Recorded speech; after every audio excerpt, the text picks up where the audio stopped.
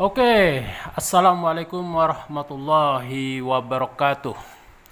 Oke, hari ini saya akan menonton video.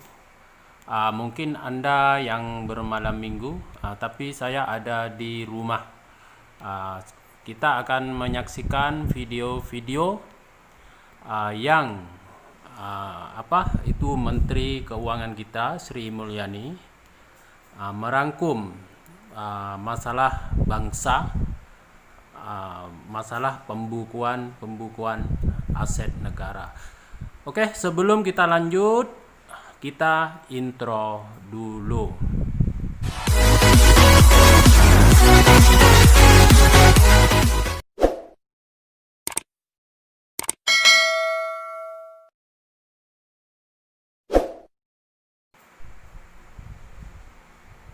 Oke, inilah cuplikan videonya.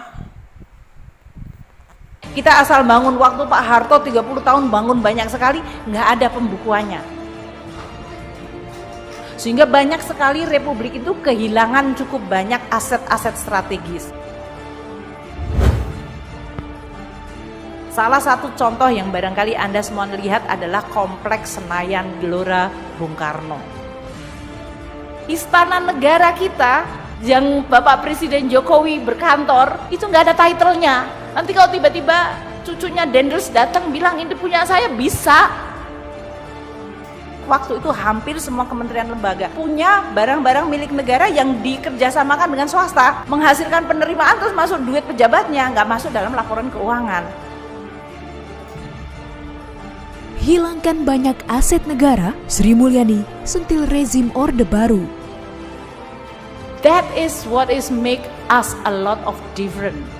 Makanya saya sekarang tuh selalu gelisah. Saya nggak peduli dan saya nggak kepengen lihat ada barang negara secuil apapun yang dia itu waste. Menteri Keuangan Sri Mulyani mengungkapkan salah satu fakta dalam upaya menyelamatkan keuangan negara, yakni melalui perbaikan pembukuan aset.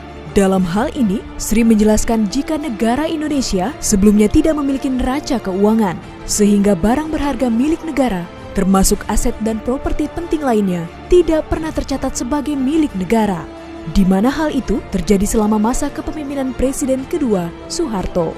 Mulainya, Republik Indonesia tadinya nggak punya neraca. Jadi barang milik negara pun tidak diadministrasikan, tidak direkod. Kita asal bangun waktu Pak Harto 30 tahun bangun banyak sekali, nggak ada pembukuannya.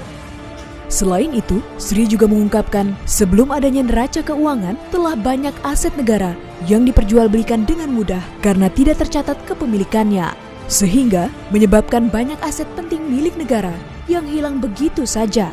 Salah satu contohnya yaitu Kompleks Senayan Gelora Bung Karno. Itu banyak sekali barang milik negara. Belum lagi kalau dulu tanah-tanah. Kalau menterinya lagi seneng, oh saya kepengen jual tanah, saya jual tanah saja. Karena dulu nggak pernah ada pengadministrasian. Sehingga banyak sekali republik itu kehilangan cukup banyak aset-aset strategis. Salah satu contoh yang barangkali Anda semua lihat adalah Kompleks Senayan Gelora Bung Karno. Menurutnya, komplek yang luasnya meliputi Manggala Wana Bakti TVRI, Hotel Hilton, Hotel Mulia, sampai Plaza Senayan merupakan komplek milik negara yang dibangun oleh Bung Karno. Namun, karena tidak dibukukan, sehingga komplek-komplek tersebut menjadi milik swasta dan hilang saat akan dimasukkan ke dalam pembukuan aset milik negara. Seperti halnya Hotel Hilton yang kini berganti nama menjadi Hotel Sultan. Dulu Presiden Soekarno tuh membangun seluruh komplek itu sampai dengan Manggala Wana Bakti TVRI sampai kepada Hotel Hilton, semuanya itu termasuk Hotel Mulia. Itu semuanya sampai ke Plaza Senayan, kalau Anda pergi ke Jakarta pasti pergi ke sana. Itu semuanya adalah semua komplek milik negara. Bahkan secara mengejutkan, Sri mengatakan jika Istana Negara, tempat berkantornya Presiden pun tidak memiliki title yang sewaktu-waktu dapat diambil oleh keturunan pemimpin yang berkuasa pada saat itu, yakni Herman Willem Dendels. Istana negara kita yang Bapak Presiden Jokowi berkantor itu nggak ada title-nya. Nanti kalau tiba-tiba cucunya Dendels datang bilang ini punya saya, bisa. Seperti diketahui, Presiden kedua Republik Indonesia yakni Soeharto telah mendapat penghargaan dari MPR dengan sebutan Bapak Pembangunan. Tidak sedikit bangunan yang telah berdiri ketika dirinya berkuasa selama 32 tahun dan salah satunya Taman Taman Mini Indonesia Indah.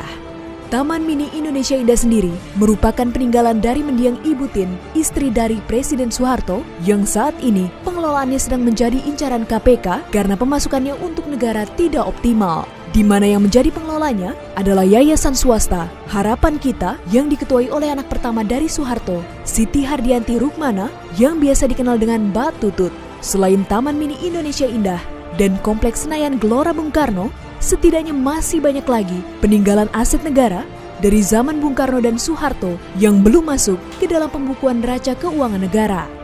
Semoga dengan kerja keras Menteri Keuangan bersama jajarannya dapat membenahi dan mengembalikan seluruh aset negara untuk generasi-generasi yang akan datang. Mari kita semua benahi aset negara untuk Anda semua, generasi yang akan datang, dan untuk Anda wariskan ke generasi yang akan datang lagi.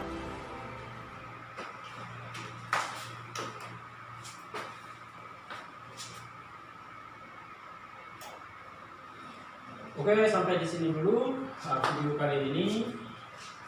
Selamat bermalam minggu. Assalamualaikum warahmatullahi wabarakatuh.